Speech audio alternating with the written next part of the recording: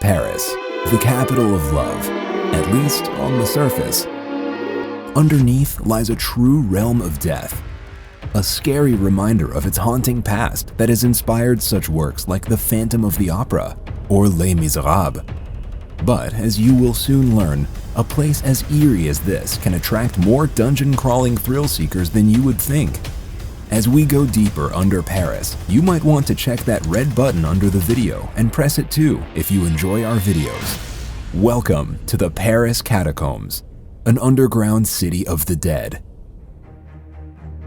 Back in 1793, during the French Revolution, Philibert Astaire, a Val-de-Grâce hospital doorkeeper, went missing. His disappearance was a complete mystery. It took many years for this case to finally be solved. Apparently, Philibert accidentally discovered an old staircase in the hospital which, for motivations unknown, he descended into. He did not know that this staircase would lead him to a 200-mile-long pitch-black dungeon where he got lost, never to return. His body was found 11 years later in this dungeon. A monument was built for him on that very spot, reminding those who get lost there that they risk joining the army of the dead, which already lay there. But as time went on, Philibert wouldn't be the last one who would become lost in this haunted place. The history behind this place is unique. Back in the 18th century, the local Parisian graveyards got so overcrowded that decaying bodies became a public health hazard. An instant solution was needed in the face of an upcoming sanitary crisis. An unusual idea was proposed. Paris was built upon hundreds of miles of then already unused quarries. So it was decided that this is where the bodies should be relocated. Thus, the quarries became the catacombs. 200 years have passed since the creation of the catacombs, where the remains of around 6 million people now lay. This is almost 3 times more than the current population of Paris. How does the realm of death look today? Ironically, the realm of death is very much alive. The tunnels are explored and brought to life by urban explorers, or how they're known locally, les cataphiles, the cataphiles. Their activities there range from exploration and urban art like graffiti and limestone sculpting, to rave parties and fully fledged festivals. All of this happens in secret because it's illegal. They go out after dark and go looking for secret passages, sewers, and ventilation shafts, which serve as hidden entrances into the forbidden underground labyrinth. Only the ghoulish part, filled with bones, is open to tourists, which is less than 1% of the whole underground maze. The remaining 99% of the area is off limits. The underground tunnels make up to around 170 miles. Some parts of these restricted tunnels are extremely narrow, while others flooded with water, or as some explorers call it, with catajuice. The cataphiles want more, and they risk arrest while exploring the mysterious dungeons.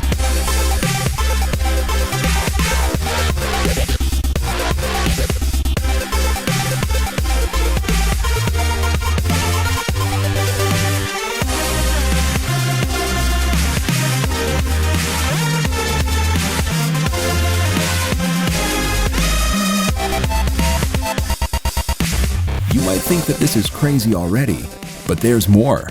Back in 2004, a fully functional cinema was discovered there, but more about this in a moment.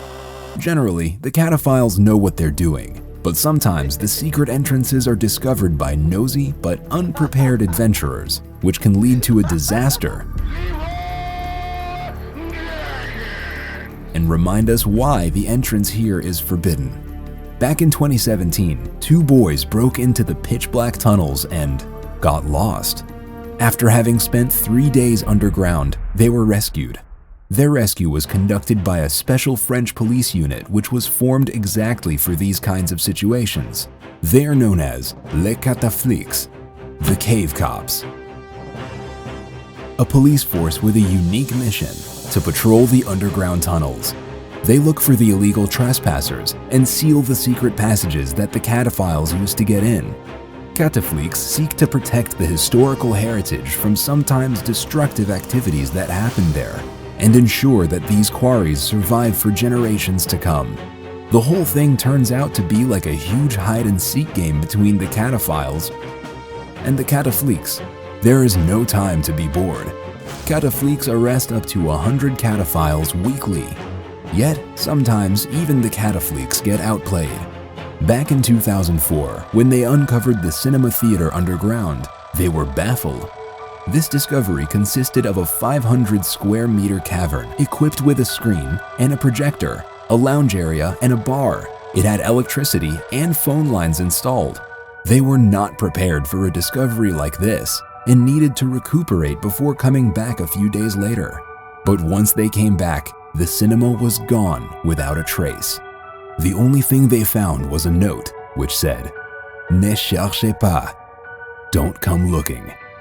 The people responsible for this were a rather special kind of cataphiles. They call themselves the UX, or Urban Experiment Group. They are part of a secret society of artists. Opaque art performances, ominous galleries, and underground installations is what they're after, and the only way to get invited to what they organize is to be one of them. The catacombs are part of the city, but they just happen to be underneath it. Cataphiles believe that spaces like this belong to the public, just like any other street does, and that's what motivates them to descend into the tunnels again and again. Maybe one day their activities will be considered as cultural heritage as well. A man close to the group responsible for building the underground cinema once commented, "You guys have no idea what's down there." We put a lot of work into these videos, so if you like the result, subscribe to our channel, as it helps us grow and make more videos in the future.